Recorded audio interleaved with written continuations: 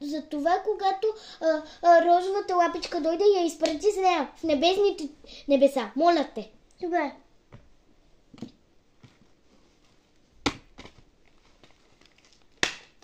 Здравей! Разбрахме, че тя е крадец. Моля, изпрати я с мен и я пахни в оная чанчетка. Не, махни в... Да, сложи я там.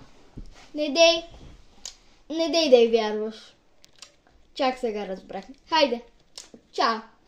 Аз се изключвам.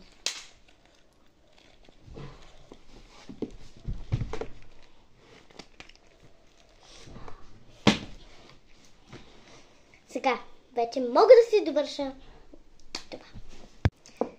Вече е готово. Трябва да съм по-тиха, защото тя спи, да не я събудя. Пак чуйте тази лапа. Чуй се, какво ли ще искам?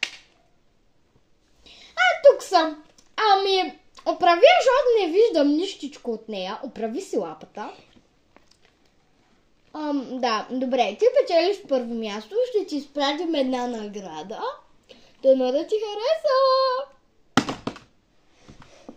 Дори не мога да ги реча. Добре, ще ти изпратим друга, но нямаме други награди, сори. Просто се забавлявай. Но ти печелиш първо място. Всички останали го направиха ужасно. Чао! Изпратиме в небесните